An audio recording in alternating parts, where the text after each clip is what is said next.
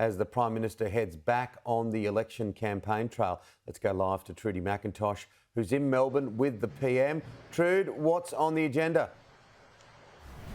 Tim, we're going to start the day again here in Melbourne. The Prime Minister ending his Easter truce. He will be back in full force today on the campaign trail. He's got a minor announcement today when it comes to reimbursing the costs for agricultural shows. So that comes to a total of around $2.8 million if they've shut up shop because of the COVID pandemic in 2022. They will be able to get money back. It provides the Prime Minister, though, with an opportunity to head to one of these agricultural shows himself. In the 2019 campaign, he took the family along to the Royal Easter Show in Sydney. And given the fact that it's on this weekend, you can imagine that is where the Prime Minister's camp could be heading today. He will face questions, though, about his stalled Anti-Corruption Commission proposal. That's because of Labor's announcement today in terms of putting a timeline on when they would implement a federal ICAC if they are elected come polling day. Scott Morrison will also face questions today, though, over controversy surrounding some of his hand-picked candidates,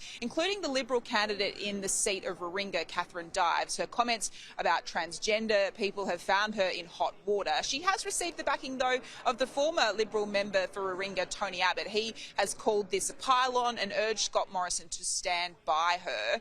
The Prime Minister has been asked about her comments earlier in the week, but expect to see more pressure on this issue today.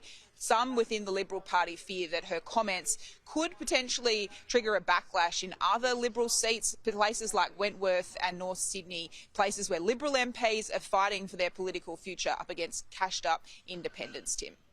Thank you, Trudy. Now, Labor is vowing to establish a Federal Integrity Commission if elected. Let's go live to Jonathan Lee, who is in Cairns. Jonathan, this is a clear dig at the Prime Minister.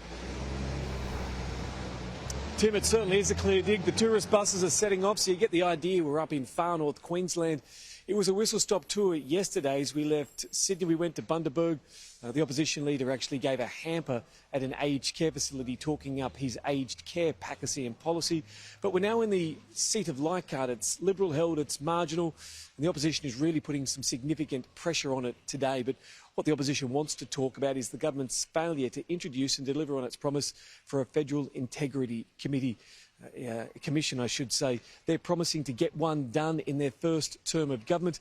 What we've had is the coalition say that they will only introduce it or reintroduce their legislation if the opposition agrees and the Senate agrees not to amend its policy, which is absolute nonsense. They haven't even introduced it to the House. It's up to the government to introduce legislation and have a serious argument about the reasons why things should be passed, not just demand that all sides of government get on board. So we can expect that to play out. Anthony Albanese has also said in the papers this morning that he would remove Philip Gations, the nation's top public servant, from the Department of Prime Minister and Cabinet.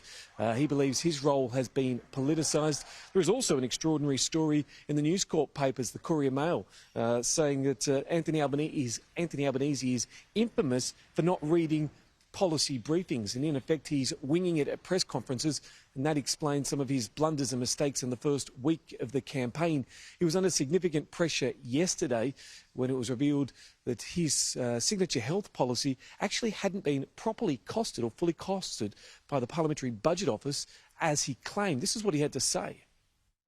Well, they were informed by the PBO work, and all of our policies will be fully costed and fully released, and are.